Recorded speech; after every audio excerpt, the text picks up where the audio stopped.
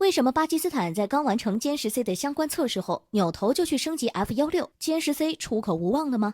敬请关注本节目了解详情。前不久，中巴共同举办的雄鹰空军联合军演一度引起了外界的热议。此次军演中，中方派出的战机当中，歼十 C 成为了一大亮点。此前曾有消息传出，巴基斯坦空军对歼十 C 有着浓厚的兴趣，这次在实兵对抗演练中也表现得非常优异，圆满完成了巴基斯坦方面的相关测试。值得一提，在巴基斯坦媒体发布的照片中，很多网友注意到参演的歼十 C 战机机身上没有任何的标记和军徽。至此，外界都纷纷认定，在此次中巴联合演习结束后，歼十 C 会直接交付给巴基斯坦空军使用。歼十 C 是我国自主研发的第3代改进型战斗机，采用了基辅进气以及近距耦合气动布局设计。气动布局设计能够使歼十 C 有良好的起降性能和超音速性能。另外，该战机同时采用了目前先进的 DSI 进气道设计，这种设计能够大大提升歼十 C 的隐身性能。可以说，在歼十的基础上，歼十 C 无论是在机动性、空中加油能力，还是作战半径上，都得到了很大的提升。可谁也没想到，巴基斯坦空军会扭头升级 F-16，难不成歼十 C 比不上 F-16吗？近日，在央视的报道中，我国空军组织一次2对2自由空战对抗演练中，歼十 C 在面对载弹量更大、制空能力更强的歼十6时，通过总结以往的失败经验，使用新战术突破对方中距拦截。双方从2000米高度一直打到5000米高度，过载也拉到了7到8个 G， 最后以歼十 C 用机炮将歼十6击落告终。虽说这场自由空战对抗的结果还不能认定歼十 C 空战性能已超越 F-16， 但至少可以肯定的是，歼十 C 与 F-16不相上下。既然如此，为什么巴基斯坦会这么做？分析认为，一方面可能是因为经费不足的原因。众所周知，巴基斯坦并不是一个财力雄厚的国家，他们采购第3代战斗机往往都需要国外的相关军事援助，光有钱是不够的，这种军事援助还需要附带政治条件。举个例子，如果美国向巴基斯坦提供军事援助，那么其经费就只能购买美国的战斗机。另一方面，则是我们必须要认清的一种可能，或许巴基斯坦这次就根本没有购买的意向，都是我国人多想了。本身巴基斯坦测试歼十 C 就不是1次2次了，之前就很满意，何况现在还是最新的歼十 C。要是当初看上歼十 C 都没买，是因为钱的问题，那这次更不可能。唯一的解释就是中巴这次只是单纯的演习，又或者说是某些共享罢了。中国还不至于蠢到知道巴基斯坦没钱，还把战机拿去给其测试后，问该国买不买。这跟没钱又要去看奔驰宝马是一个意思，人家都知道你没钱，哪还会跟你讲那么多废话？因此，更愿意相信巴基斯坦空军这次是在帮中国一起测试歼十 C。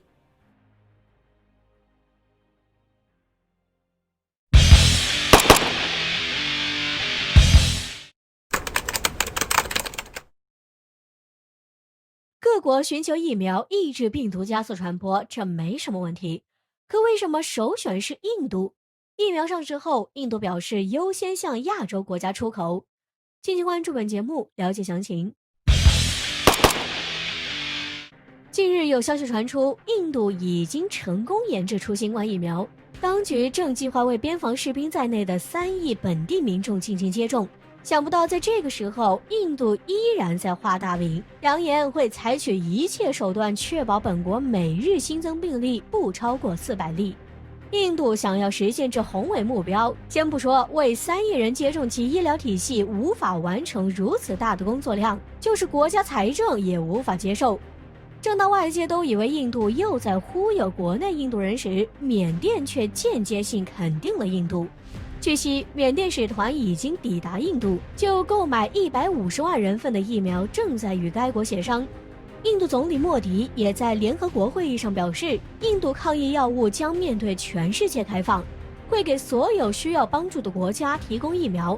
至今为止，印度国家的抗疫药物已经向150多个国家进行了出口。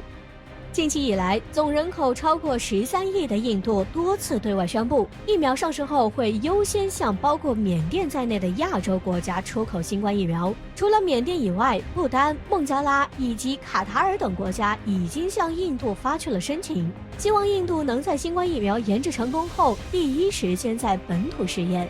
各国寻求疫苗来抑制住病毒加速传播，这没什么问题。可为什么首选是印度？不过缅甸找印度购买疫苗倒也说得过去。疫情期间，印度曾多次向缅甸提供帮助，包括捐赠了3000支注射器，让缅甸用于重症确诊病例的治疗。其他对印度的新冠疫苗有浓厚兴趣的就有些奇怪了。印度如今自己都自身难保，哪怕是研制出有效的疫苗，也必定会先给本国先用。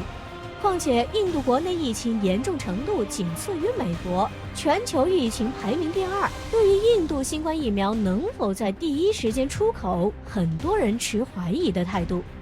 事实上，抛开印度其他军事、工业等实力薄弱不说，该国在制药方面的实力确实不差。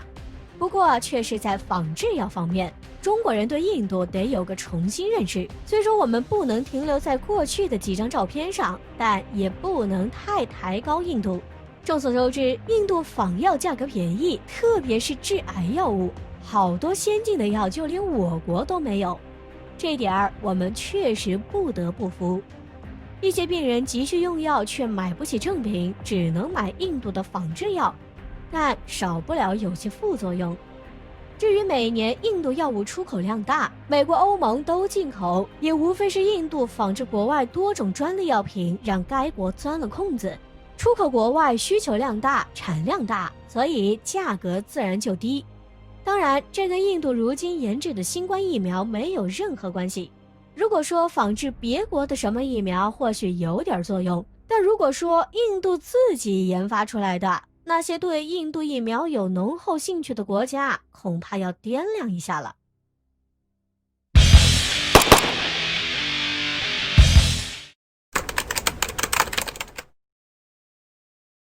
美国这是唱哪一出？公开替俄罗斯打掩护，被指不敢怀疑中国。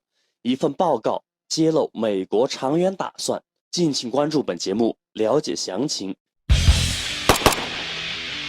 近日，一则关于对美国进行网络攻击的消息引起了国际关注。美国国务卿将矛头对准俄罗斯，称俄罗斯是幕后黑手，但是他的顶头上司特朗普却公开与他唱起了反调，将矛头对准中国。很多圈外人纷纷不解，美国这是要唱哪一出？所谓的网络攻击事件，也即美国内部普遍存在的数据外泄问题。美国不少人士指控俄罗斯的不对，但是特朗普做出了不同表态。其在推特上写道：网络黑客在假新闻媒体的描述中比在现实里严重得多，我已经充分知悉一切都在控制之中，只要一有事发生，俄罗斯俄罗斯俄罗斯就是被反复喊出来。